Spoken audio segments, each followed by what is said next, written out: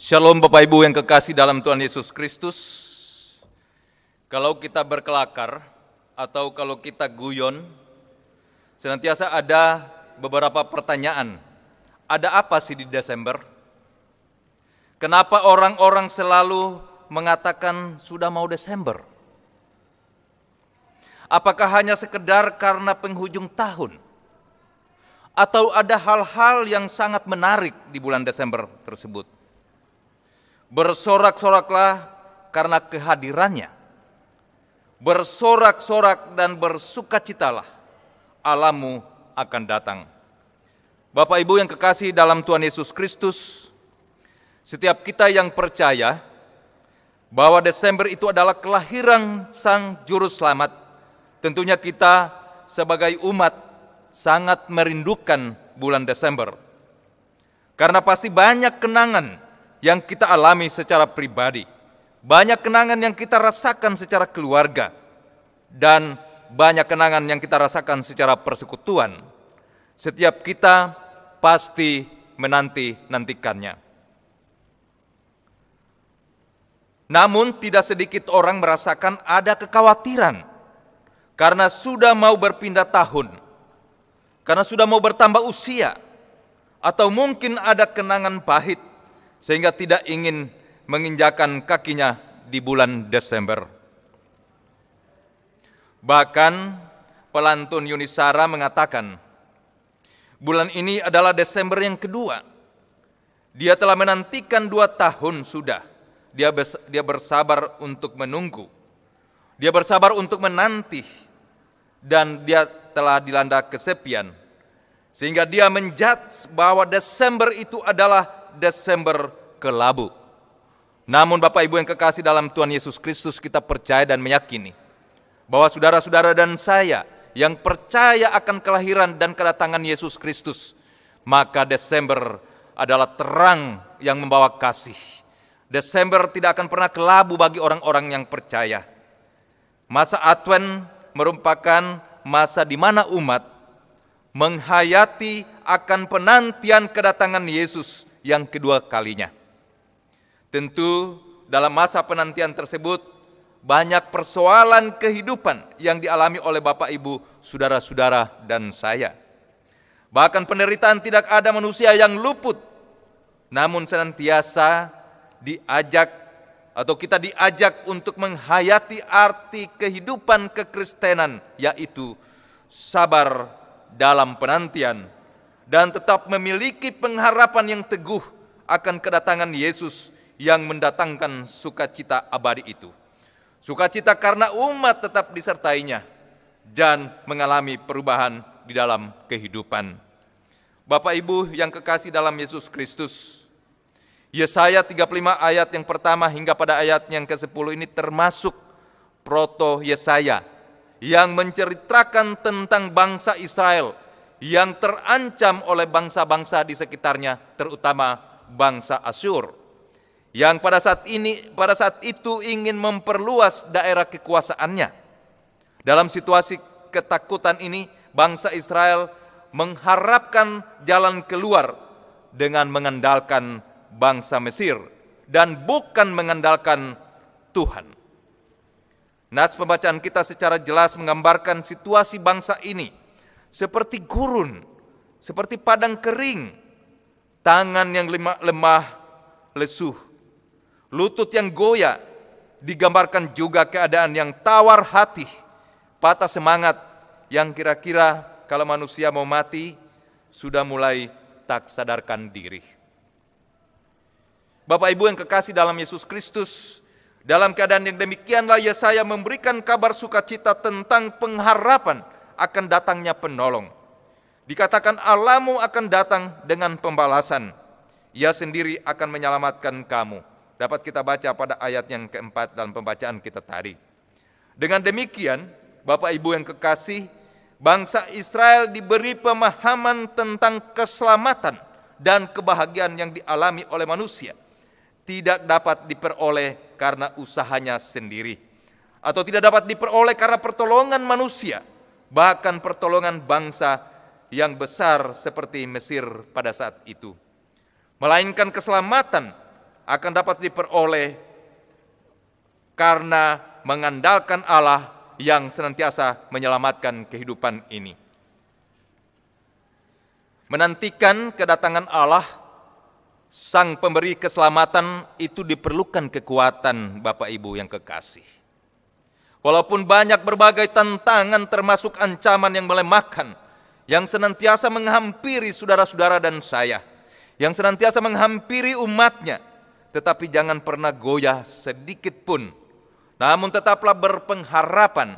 Inilah yang memberikan kekuatan kepada orang-orang yang tawar hati, agar tidak dilanda ketakutan dan putus asa.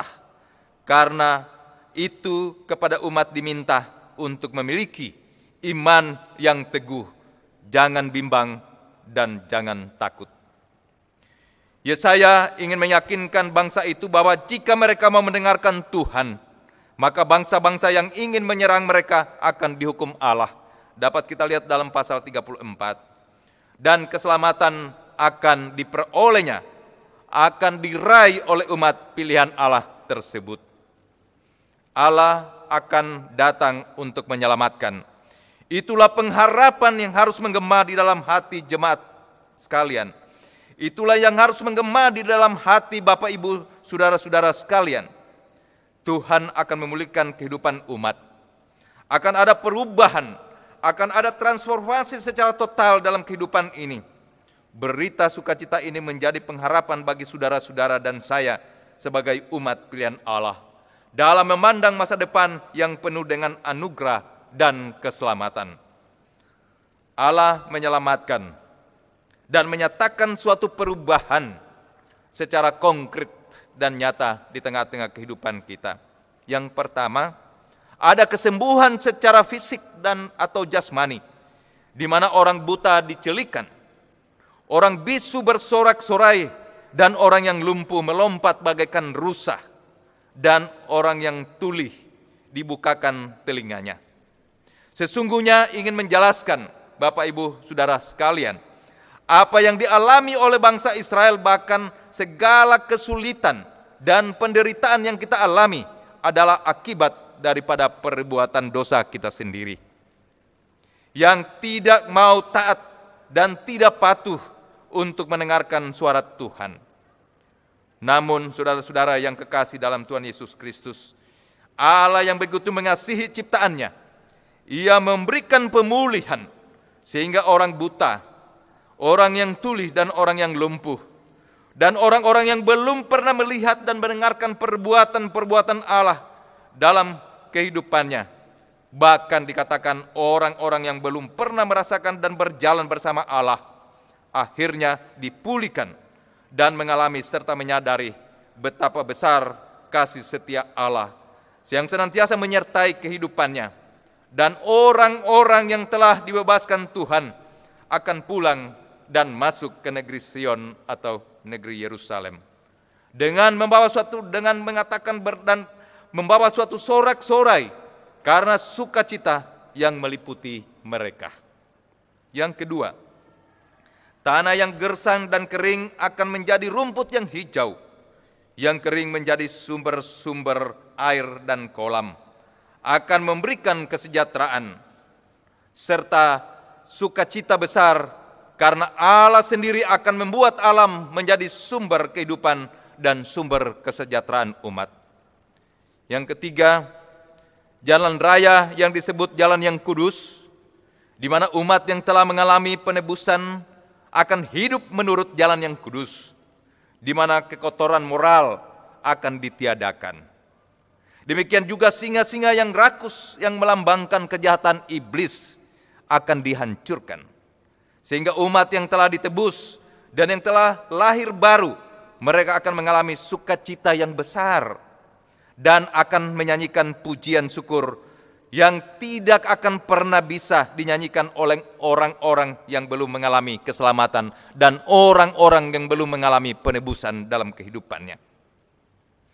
Dari penjelasan di atas maka kita dapat memaknai dan mengambil pesan dari Yesaya 35 ayat yang pertama hingga pada ayat yang 10 ini.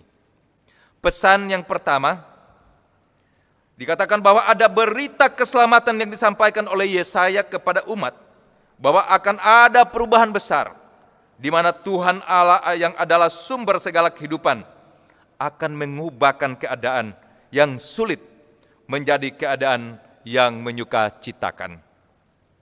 Pesan yang kedua, ada pemulihan dan keselamatan yang akan terjadi pada kehidupan umat. Ada keselamatan yang akan terjadi dalam kehidupan saudara-saudara dan saya. Karena Tuhan Allah yang berjanji adalah Tuhan Allah yang bertindak, bukan sekedar berjanji, tetapi Tuhan Allah yang melakukan dan bertindak atas kehidupan saudara-saudara sekalian. Ia akan mengubahkan dan menyelamatkan hidup umat.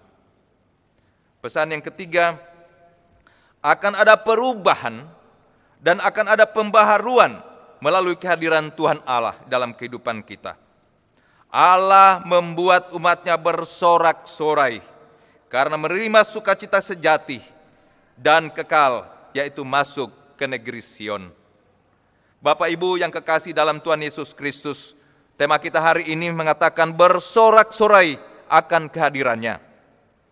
Kedatangan Allah akan berakibat kesukaan bagi mereka yang menunggu kedatangan Tuhan dengan sabar dalam pengharapan. Janji kedatangan Allah adalah janji akan datangnya keselamatan. Janji itu adalah janji yang pasti, yang akan memberikan banyak berkat yang mengubahkan saudara-saudara dan saya. Hal yang tidak baik menjadi sangat baik. Janji kedatangan Allah akan menguatkan umat manusia yang menantikannya dengan iman yang teguh. Bapak Ibu saudara-saudara yang kekasih dalam Tuhan Yesus Kristus, Natal 2020 merupakan Natal yang paling bersejarah bagi umat pilihan Allah. Natal yang sangat berbeda dengan Natal yang sudah pernah kita lalui, yang dengan hiruk pikuk. Di sana sini ada pernak-pernik Natal. Natal kali ini masih banyak gereja yang takut melakukan kegiatan ibadah secara luring atau tatap muka, karena masih berada di zona merah. Natal kali ini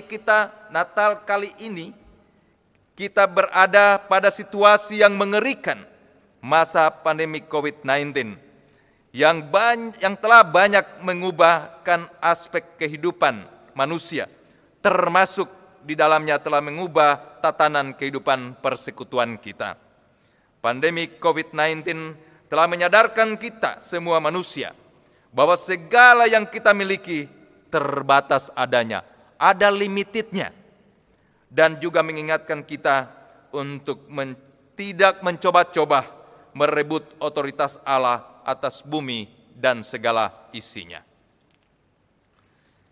Berita firman Tuhan yang disampaikan Nabi Yesaya kepada umat Allah pada masanya juga disampaikan kepada kita sekarang sebagai persekutuan umat yang percaya. Dan lebih istimewa kalau umat pada masa Yesaya masih berada pada penantian dan kedatangannya keselamatan dan Mesias.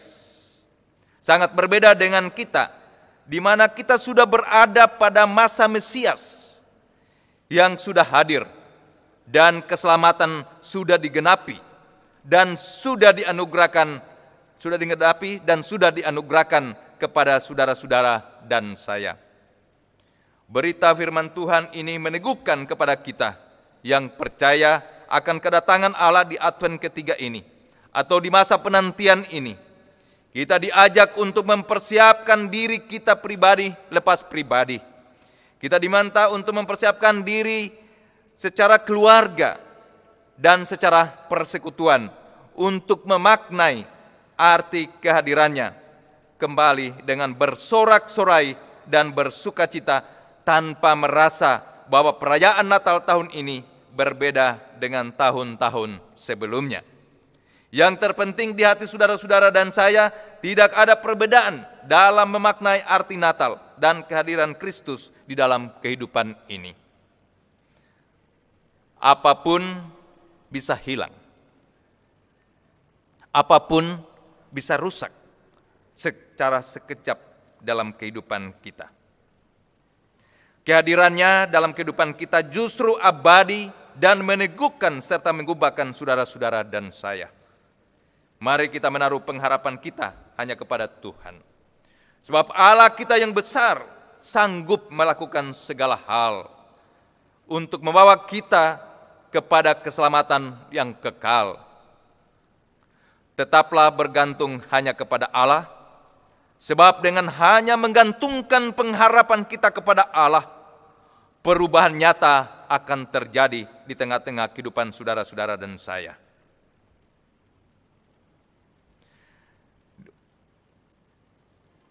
Untuk membawa perubahan keselamatan yang kekal itu, dibutuhkan suatu perjuangan dalam kehidupan kita.